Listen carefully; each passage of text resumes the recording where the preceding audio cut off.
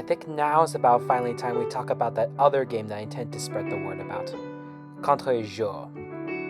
So, how did Contre-Jour begin? Well, it all starts back in 2008 with Maxime Chernev. Would you believe me that he started off development for games with flash games instead of mobile?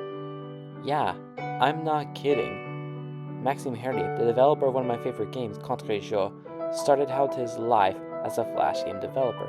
He released a flash game series that were released in 2009, 10, and 11 respectively, and this flash game series is called Hoige Tower, which, yeah,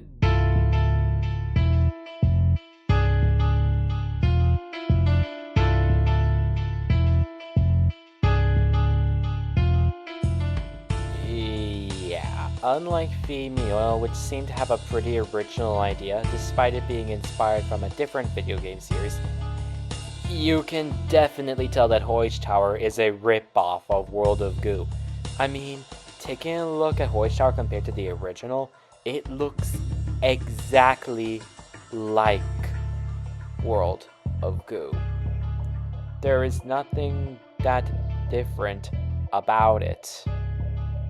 Really, Maxime? Really? Out of all that could possibly be your first game, and you chose a rip-off of World of Goo. You even got a sequel and 2 spin-offs later. You even got an iOS port later, and despite that, 2D Boy released a World of Goo iPhone port. How did you not get caught? Oh, you did, huh? Serves you right for making a World of Goo ripoff. Yeah, moving on. So basically, the way Hugos work is exactly the same as in World of Goo. These Hugos have to get up to the sky, and you have to do this by connecting towers. Red ones are the common ones, and they can't be readjusted. Green ones can be readjusted and can actually detach off of themselves if they're still connected. Then there are yellow ones that stick to yellow walls, that also helps. And then there's black ones which are supposedly supposed to be strong, but also cannot be readjustable. And then there's balloons, which make objects fly, and they also say this humorous line. You wanna get high? There are brown Hugos, which can only connect on one side and act as a counterbalance with heavy objects. Wheels, which move Hugos up ramps or steep hills. And later on in Chapter 3, we get introduced to blue Hugos, which actually extend longer than any others, but cannot be readjustable. Yeah, you see how much this is a copy of World of Goo? With that being said, the voice actors of the Hugos, I'm only just guessing, is Maxime Chernev himself. It was sped up in editing to make it sound very high-pitched, and his voice lines are very humorous and funny. Let me play them. Once more. Oh my god. Soviet Union will rule over the world. Yoki Poki. We will live in prosperity. Enemy down. I'm fine. I can fly. Shut up. Gotcha. Ooh. Zag zag. Oh. Oh no. Help. Maniaki. This is Sparta. Kureshki. Triple kill. Caramba. Pom patapom. Need backup. However, I don't think the Hugos in Hoige Tower 2 have as much memorable lines as the ones in the first game. Crazy. Awesome. Mick. Woot. Ay. Plans walk. Million. Yippee. Wanna see it? Tuk. Pish. Zag. Hello, my friend. We will live in prosperity. Construction complete. Belly a rose. DIMCO. Bam.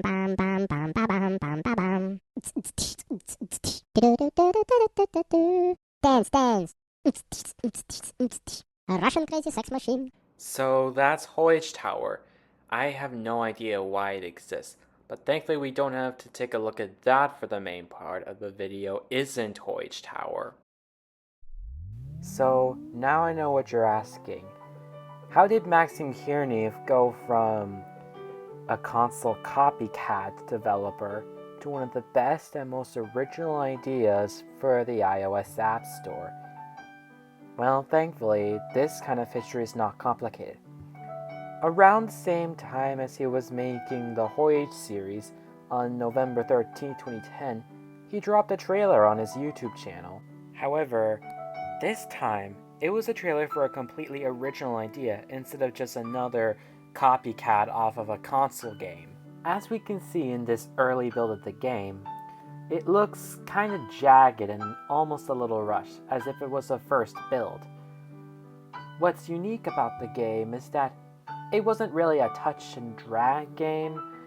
It was more of a puzzle two-hand game, but not as complicated. It's sort of a level in between. According to the developer, the story of the game mainly took its inspiration from the 1943 children's book, The Little Prince. The similarities are the fact that Petite has to rescue a rose from dying by going through the remaining levels. It's sort of interesting in the fact that it's acknowledging the rose from the book. Even the music took its inspiration. While the music was eventually recomposed for the game by David Ari-Leon, almost all the soundtracks were inspired from the score from the 2002 French film Amélie. In fact, if you listen to the comparisons, they are just shocking.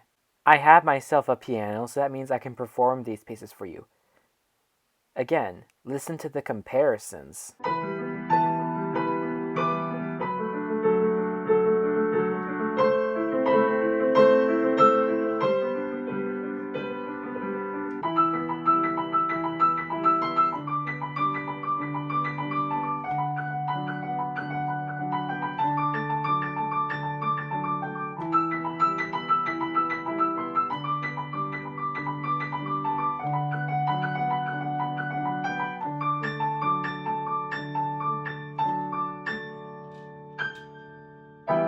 This early build is not perfect, but at least it shows us what the original ideas were for this game, such as having the spring become a sentient spring.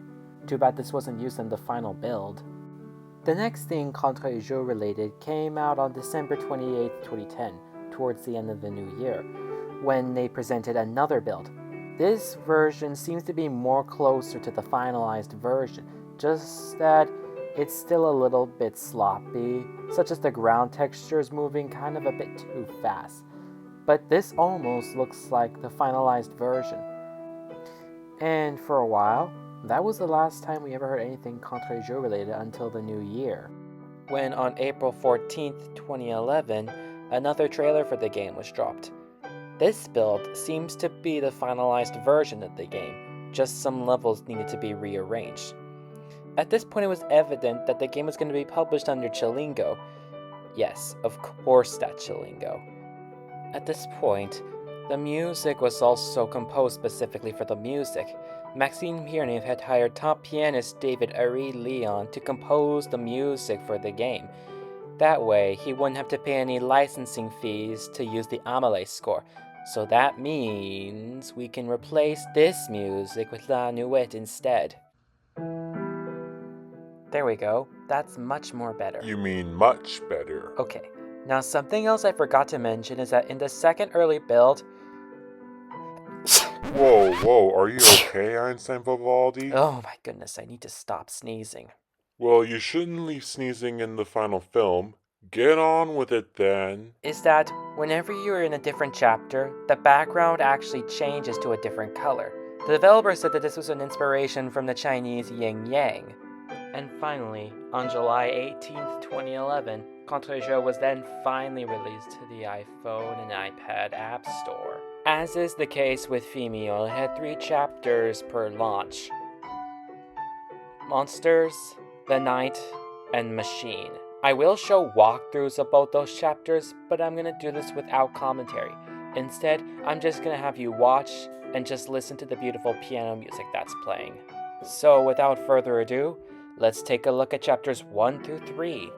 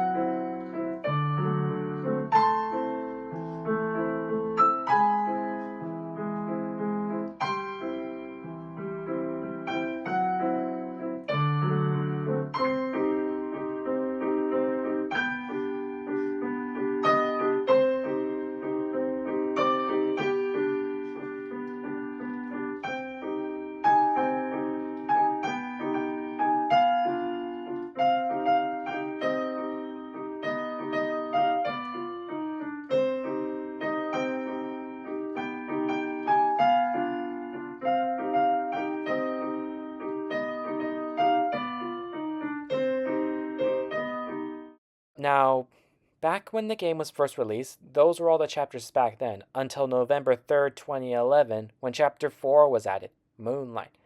This chapter actually does make the background white, like the yin-yang. So let's take a look at this chapter then.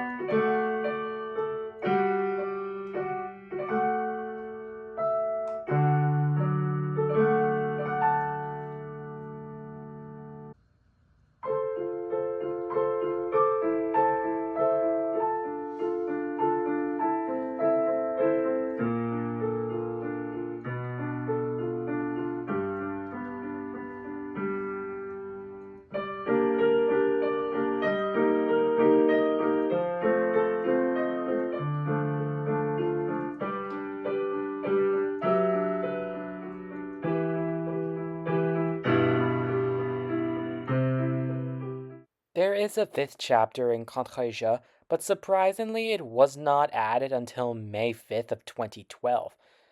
The shocking thing is that it used a song that wasn't even seen in the album release of Contre-Jeux.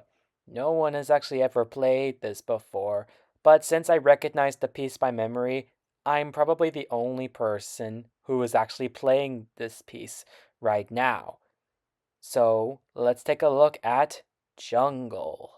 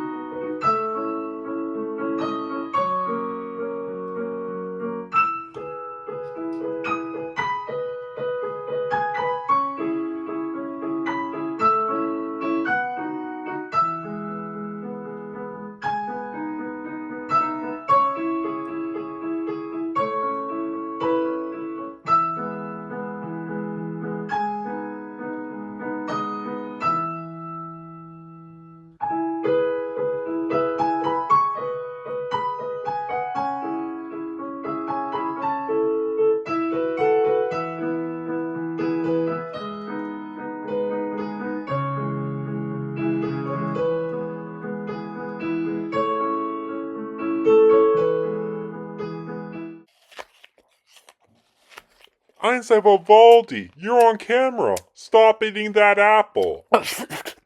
Oh, sorry! Sorry, I'm on a strict time limit. It's about lunchtime for me. Okay. Okay, oh, there's the script. Okay. Now, as you probably predict, yes, there actually is a chapter 6. It's actually in the same predicament that Vimeo did, because Contre-Jeu was made by Chalingo, and what do we know about Chalingo? They released their titles to Windows Phone as well. This also means exclusive chapter built for the platform. You see, the Windows Phone was supposed to be a competitor to Apple, as Windows wanted to try to be in the phone industry, but by 2012 they were not doing well, and they started declining in popularity. Chilingo noticed this and requested developers to make exclusive stuff for the platform. Contre-Jeu was also another example, alongside Vimeo, and on September 18th, 2012, they released a Mango chapter. Up to this point, we had no footage of all the 20 levels, just a few reviews containing the chapter and a high quality screenshot was all that we had. But thankfully, I found all 20 levels. That means I can show them for you. Now, can I have my lunch?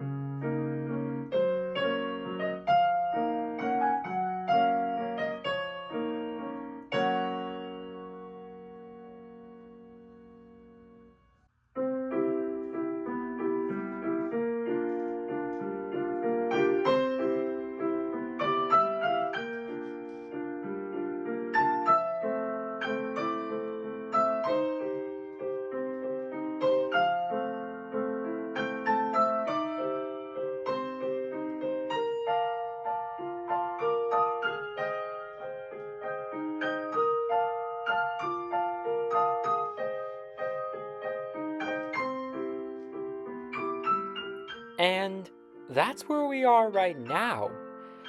That's how Contre-Jeu... Heinz and Vivaldi? Not right now, it isn't even over yet. But I know the words! Well, it's just about to end. Okay, you can go now. And that's where we are with Contre-Jeu. It's finished all of its levels, and even though there could be room for one more chapter, I'm gonna have to say something about it. After Chapter 5, Contre-Jeu only received 3 updates on June 1st, 2012, November 20th, 2013, and March 29th, 2016. And that's where we are right now.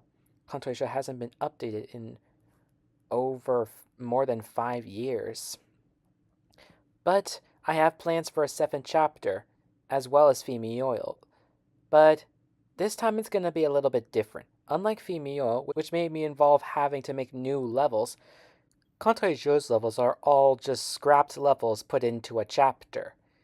It's also going to be easier to see the developer since I wouldn't have to fly to Spain to see him. I could ask him in the comments section. He'll probably do what I ask him to, maybe not. But here's what these 20 possible levels could be. Now, something that's confusing is that when Contre-Jeu was released to Windows Phone, some of the levels were redesigned or revamped to a later part of the chapter, mainly for difficulty purposes, or some levels were retweaked to make them become easier. Unfortunately, this Windows Phone version is also made into the iPhone version in 2016. So, we'll take a look at the original 2011 versions and see how they work. Now, chapters 2 through 6 are actually all going to be the same, but chapter 1 is going to be what it used to be in 2011 because it used this level for level 10. And here's how to beat it with 3 orbs.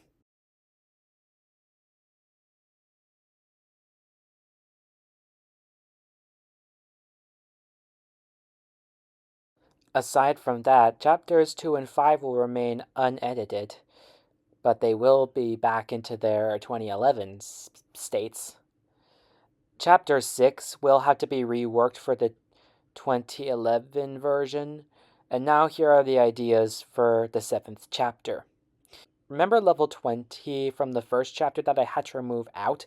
Well, it's reserved for level 7-1. Levels 2 through 6 are the original 2011 versions for levels 2-8, 2-9, 3-4, 5-16, and 5-18. They were all likely removed because they could not fit on the Windows Phone screen, but they will be re-added back into Chapter 7. Let's take a look at them.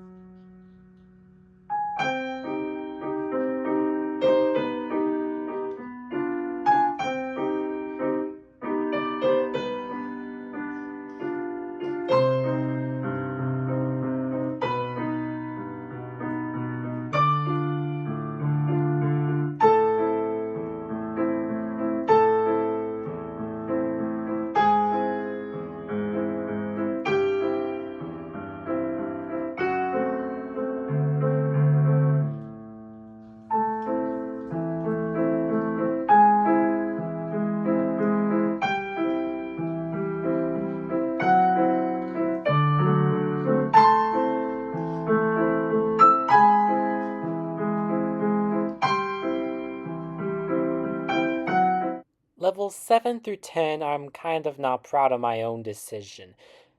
They are 4 levels from the demo of Contre-Jeu retooled into the final version. I'm kind of not proud of this one because it jumps straight towards a very easy level. I don't know. Unless I think of something else, I think I'll be okay with this decision. And finally, levels 11 through 20 were thankfully made possible thanks to Contre-Jeu being released as an HTML website on October 2012. It was the same game, but it had half of the levels.